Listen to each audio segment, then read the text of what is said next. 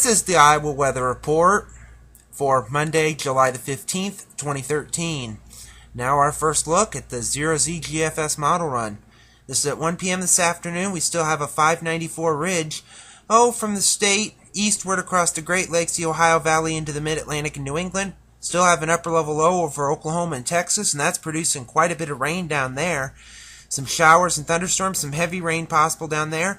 We could see an isolated storm around here today. The chances are about 20% or less, with highs still in the 80s to lower 90s. The GFS is still a little over rambunctious with some rain and storms here on Tuesday with high pressure just to our east. It looks like it'll be more sunny than stormy with highs in the 80s to low 90s once again. Looks to be the same here on Wednesday. The GFS a little bit too over rambunctious with some shower activity. There may be an isolated storm, but the better chances are we'll see more sunshine with highs around 90. Thursday still looks to be about the same as Tuesday and Wednesday with mainly sunny skies. Can't rule out a very isolated shower or storm. It'll be about 5% or less with highs around 90, give or take. Friday we do start to see a system sag in from the north, and that could produce a few showers and thunderstorms, mainly along and north of U.S. Highway 20 and mainly in Wisconsin and into the Great Lakes. And then that system moves through here Saturday as high pressure from the north will come in, and that's going to bring cooler conditions with highs dropping back into the lower and middle 80s. But the most noticeable thing will be the humidity.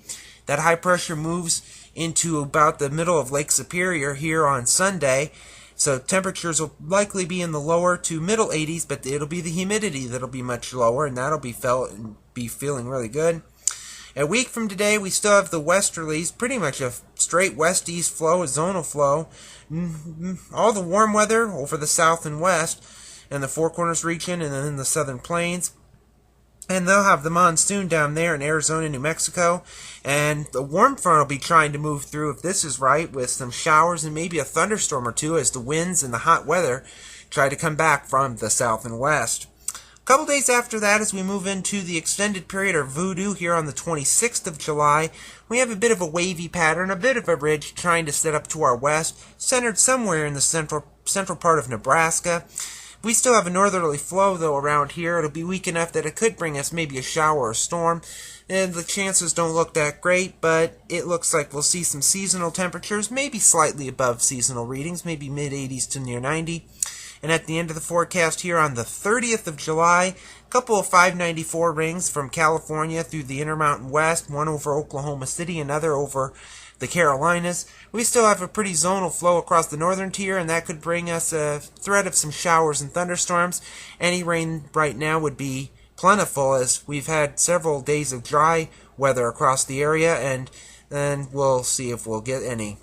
The satellite image from last evening, we see that very defined upper level feature over Oklahoma and Texas, with the clouds streaming in through Colorado and into the northern plains with the frontal system there, and elsewhere it's fairly quiet.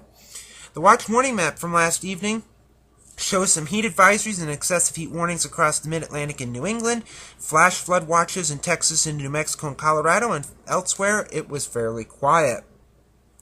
QPF chart, precipitation over the next 5 days through Friday evening at 7 o'clock, showing rainfall amounts around here, maybe about 1/10 to 1/4 of an inch or less, but the heaviest amounts of rain down where the flash flood watches are in West Texas.